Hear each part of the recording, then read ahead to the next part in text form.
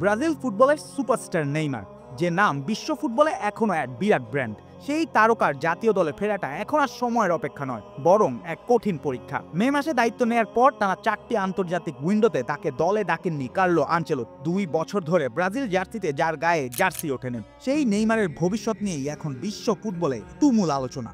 ইনজুরির কারণে দীর্ঘ বিরতি, সান্তোসে ফিরেও পুরনো ছন্দে না ফেরা, সব মিলিয়ে নেইমারের ক্যারিয়ার যেন এক ট্যাকটিক্যাল টাইম আউটের প্রশ্নে আটকে আছে। আর এবার সেই প্রশ্নে সোজা জবাব দিলেন ব্রাজিল কোচ আনচেলোত্তি। জানিয়েছেন নেইমারের নাম সম্ভাব্য তালিকায় আছে ঠিকই, তবে চূড়ান্ত স্কোয়াডে গেলে তা নির্ভর করবে আগামী 6 মাসে কেমন হচ্ছে তার পারফরমেন্স।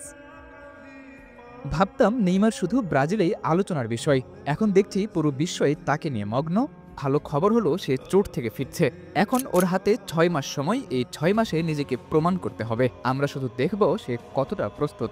বার্তাটা পরিষ্কার, নাম বা অতীত দিয়ে কিছুই হবে না, প্রয়োজন ইনস্ট্যান্স ফুটবল, ধারাবাহিক ম্যাচ ফিটনেস এবং সবচেয়ে বেশি leadership in the fine third. এখন নেইমারের সামনে শুধু 6 মাস এবং একটাই লক্ষ্য, নিজেকে আবারও গেম চেঞ্জার হিসেবে প্রতিষ্ঠা করা। এদিকে ব্রাজিল স্কোয়াড গুছিয়ে নিচ্ছে নিজেদের। আক্রমণে আছে ভিনিসিয়াস, রদ্রিগো, রাফিনিয়ার মতো দুর্দান্ত উইং ট্রায়ো। ম্যাথিউস কুনিয়া আছেন চমৎকার ফর্মে। উঠতি তারকা এস্তেবার পারফরমেন্সেও জমে উঠেছে প্রতিযোগিতা।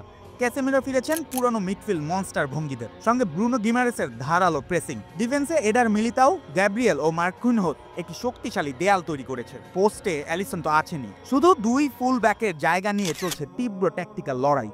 এই সাজানো দলে নেইমারের জায়গা হবে কিনা এখন সেটাই সবচেয়ে বড় প্রশ্ন, কারণ তার উপস্থিতি মানেই অতিরিক্ত ক্রিয়েটিভিটি, অতিরিক্ত গতি, অতিরিক্ত ভয়ডরহীনতা। কিন্তু শারীরিকভাবে প্রস্তুত না হলে বিশ্বকাপের স্কোয়াডে কঠোর মানদণ্ডে ঢোকা কঠিন। তাই নেইমারের সামনে এখন শুধু একটাই পথ, মাঠে ফিরুন, খেলুন, নিজেকে প্রমাণ করুন, কারণ এই 6 মাসই ঠিক করবে নেইমার নামক অধ্যায়ের শেষ পাতা কেমন হবে।